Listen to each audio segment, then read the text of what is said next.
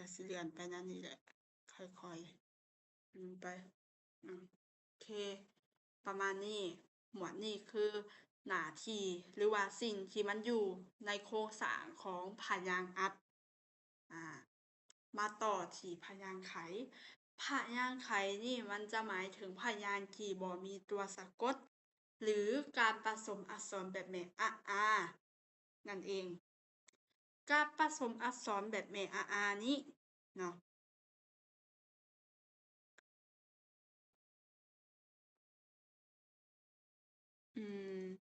ยังเห็นอยู่แม่นบ่โอเคการผสมอักษรแบบแม่อานี่ก็จะเป็นสระอะสระอาสระอิสระอีสระอึสระอือหมวดสระเข้าเด้อหมวดสระเข้าตัว18ตัวหั้นนอกเหนือจากสระเข้าและสระผสมก็นอนในหั้นคือกัน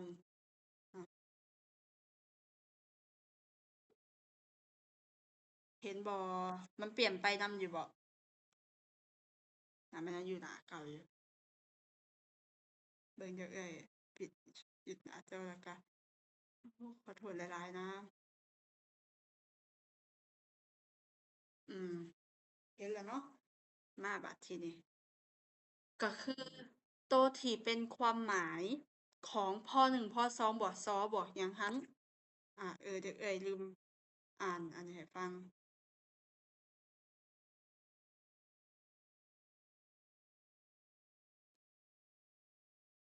น่ะมันบ่ไปบัดทีนี้นั่นนี่ได้ตัวนั้นบ่ได้อืม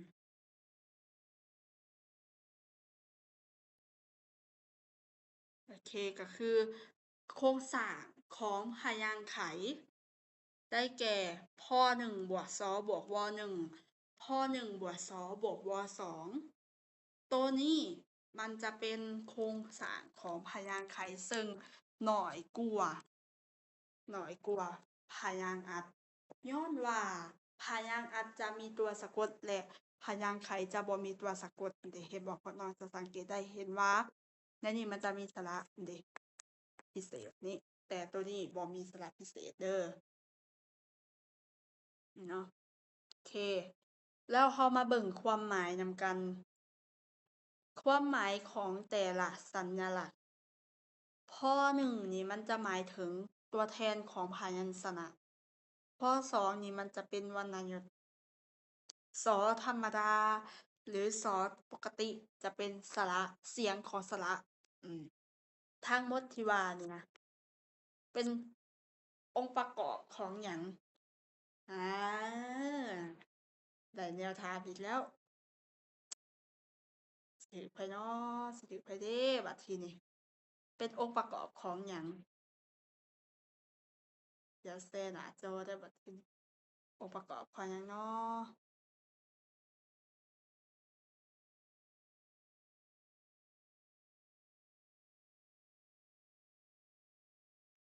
อืม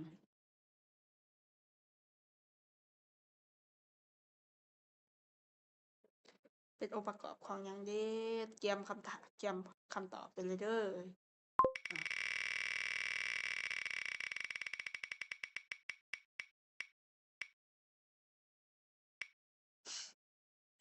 เป็นจัสมินนอกอีกแล้วนอกอีกแล้วจัสมินอ้าวจัสมินตอบขอคำถามใหม่อีกเทื่อหนึ่งแหม อ้าวเป็นองค์ประกอบของหยัง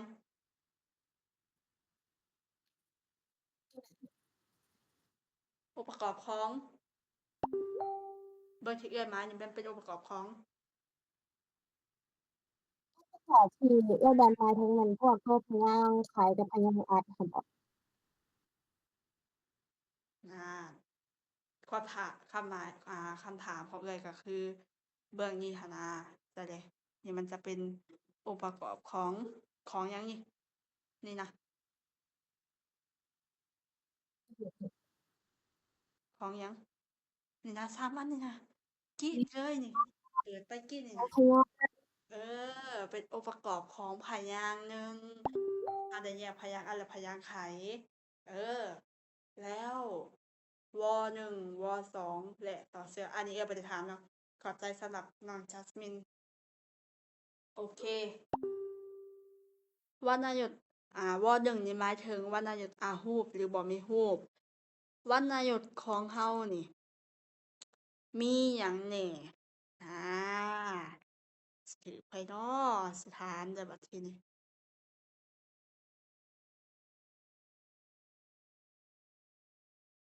สิถามนะ เอาเบิ่ง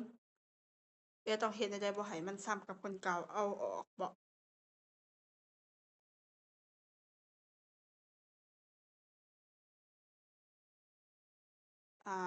จะเฮ็ดจั่งใด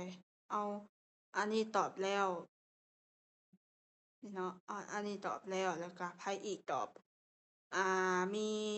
ไผแหน่ตอบ มีจัสมินนี่ตอบแล้ว แล้วก็จะมีนุตอบแล้วบ่แป๊บหนึ่งทางข้าง ตอบแล้ว ตอบแล้วเนาะ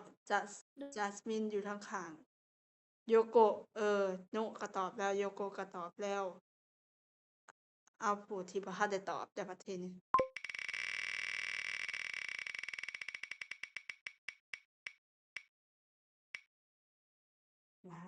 วีนาตอบเบิ่งว่าวรรณยุกต์ในภาษาลาวเฮานี่มีจักโต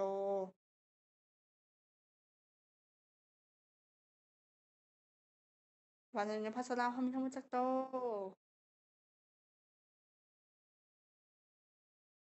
มีจักโตน้อง วีนาบ่ไผชื่อวีบัดทีนี้ แป๊บหนึ่งเด้อ โดย วรรณยุกต์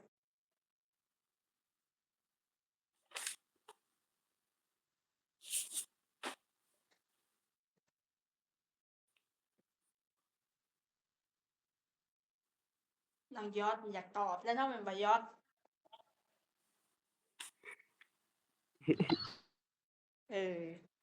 เอาตอบเบิ่งน้อง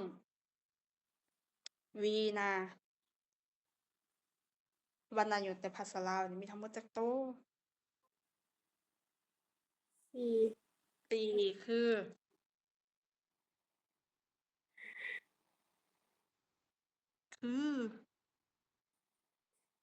ไม่เอกไม่ถูกไม่ตีไม่จักรวาล โอเค แสดงว่าเป็นคำตอบที่ถูกต้องเนาะก็ส่ำนี้แหละก็อยากให้ตอบหั้นก็คือถ้าคำใดที่เป็นคำที่บ่มีสระบ่แม่นบ่มีสระแม่นบ่มีวรรณยุกต์หั้นนะพวกน้องใส่วหนึ่งเนาะสมมุติคำว่าเปรียบ มีบ่วรรณยุกต์มีบ่ บ่มีเราก็ใส่วหนึ่งไปเลยแบบนี้องค์ประกอบของมันเด้ส่วนวสองเป็นคำที่วรรณยุกต์ปรากฏรูปหรือมีรูปสมมุติคำว่าเสืออาจจะเขียนบ่งามเนาะเพราะว่าเราเขียนในจออันนี้เนาะมันจะมีวรรณยุกต์เป็นวรรณยุกต์โทเราจะใช้เป็นแนวใดเรียนกายมาหลายแล้วเอื้อยบ่แนวใดก็แม่นหวา แล้วบ่เอ้ยบ่เป็นหยัง มันจะมีวิดีโอให้เนาะจะมีวิดีโอให้บ่เป็นหยังบ่ฟ้าวท้อหากับเวียกเอ้ยเฮ็ดเวียกบ้านเรียบร้อยอันนี้เป็นเวียกบ้านของมื้อนี้เนาะแต่ว่าบ่ฟ้าวเดี๋ยวเราไปเว้าบทเรียนเราก่อนปึ๊บโอเคซึ่ง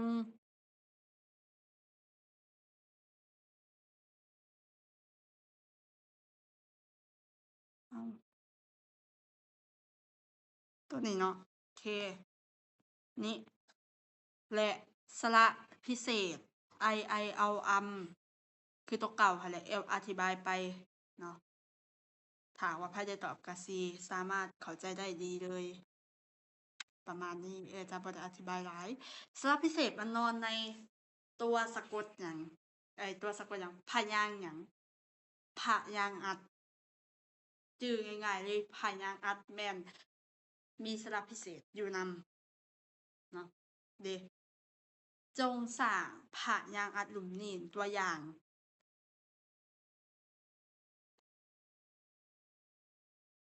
จงสร้างพยางค์อัดและพยางค์ไขของคำที่อยู่ในประโยคกลุ่มนี้ ประโยคพยางค์อัดและประโยคพยางค์ไข ประโยคพยางค์อัดนี่แม่นน้องหักอ้ายหลาย ประโยคพยางค์ไขนี่แม่นพ่อและแม่หาปลา น้องหักอ้ายหลายเดี๋ยวเราก็ก่อนอื่นหมดเลยบ่ทันได้แยกบ่ทันได้หยังเขียนลงมาแล้วเรียงกันลงมาแบบนี้ก่อนนี่ ให้พ่อน้องเขียนลงมาเรียงกันออกมาก่อนนี่เรียงออกมาก่อน แล้วหลังจากนั้นให้แยกว่าเบื้องใดเป็นพยางค์อัดและพยางค์ไขให้พ่อน้องแยกออกมาเลย ตัวนี้จะเป็นอัดเห็นบ่แยกออกมาตัวนี้จะเป็นไขนี้เนาะน้องหลักการทำอิฐเพราะน้องยังจื้อบ่ว่าโครงสร้างเดี๋ยวเห็นบ่โครงสร้างมันจะประกอบด้วยพพ1บวกต่างๆเขาจะสังเกตเห็นได้ว่านับตั้งแต่ตัวที่1จนฮอดนี่มันสิมีพ1เพราะคำว่าพ1นี่มันแม่นหมายถึงหยังพยัญชนะทุกๆคำหรือว่าทุกๆพยางค์คือกับน้องจัสมินตอบมาหั้นว่ามันเป็นองค์ประกอบของพยางค์เนี่ยพ1มันจะแทนให้ตัวพยัญชนะให้พวกน้องเขียนไว้ทุกๆอัน เอื้อยถ้าสมมุติว่าบ่มีพ1เดะเป็นคำได้บ่บ่ได้ เป็นพยางค์ได้บ่บ่ได้ เพราะทุกๆคำมันจะขึ้นต้นด้วยพยัญชนะเสมอ ฉะนั้นคำหนึ่งทุกๆคำเราจะสังเกตได้ว่าทั้งพยางค์อัดและพยางค์ไขมันจะประกอบด้วยพ1เป็นต้น เพราะมันเป็นตัวแทนให้แก่พยัญชนะประมาณนี้ แล้วบัดทีนี้คำว่าน้องน้องบวกน้องนี่เป็นพยัญชนะเนาะเดะมาแทนตัวนอนกสอเสือสอเสือเป็นเสียงของสระมาจากสระอองที่เป็นนี่สระอแบบนี้เขาเอิ้นเสียงของสระแต่เป็นตัวสะกดเป็นหยังเราคือเอาใส่ย้อนว่าตัวสะกดมันย่อมาจากเสียงสระผสมกับตัวพยัญชนะแล้วออกเป็นตัวสะกด ประมาณนี้ เด้เห็นบ่พ่อน้องเห็นบ่พ2นี่จะเป็นวรรณยุกต์เนาะเสียงสระพ2จะเป็นวรรณยุกต์วรรณยุกต์นี่ในนี้มีในนี้มีทุกๆอันนี่มี เพียงแต่จะเป็นวรรณยุกต์อาหูบหรือบ่อาหูบเท่านั้นซื่อๆทั้งตัวที่มีและตัวบ่มีก็ต้องใส่ เพราะองค์ประกอบหรือว่าโครงสร้างของประโยคนี่มันจะเป็นพ2เบิดเลย ถ้าคำนั้นบ่มีสระพิเศษ ถ้าคำนั้นบ่มีสระพิเศษเนาะถ้ามีแล้วก็บ่ใส่แต่ถ้ามีสระพิเศษเราก็บ่ใส่พ2แต่ถ้าคำใดที่บ่มีสระพิเศษเราใส่พ2อืมโอเคถ้าตัวใดงงยกมือขึ้นถามได้เลย ตัวนี้ก็สิจริงจังขึ้นมาระดับหนึ่งและค่อนข้างหลายนี่เนาะพอมาฮอดพ2ปึ๊บมันเป็นเสียงของวรรณยุกต์หลังจากนั้นเรามาสังเกตในคำของเราในคำว่าน้อง น้องของเรานี่มันจะเป็นตัวเห็นเป็นรูปบ่หรือบ่มีตัวนี้มีเราใส่เป็นเห็นบ่ว2กรณีใส่ว2ตัวนี้มันถูกแล้วโอเคประมาณนี้หลังจากนั้นมาฮอดคำว่าหักอีกครั้งหนึ่งใส่คือเก่าพ1บวก2บวกพ2เพราะว่าหยังพ พ.1 บท 2 บท พ. 2 จะเป็นหมวดพยัญ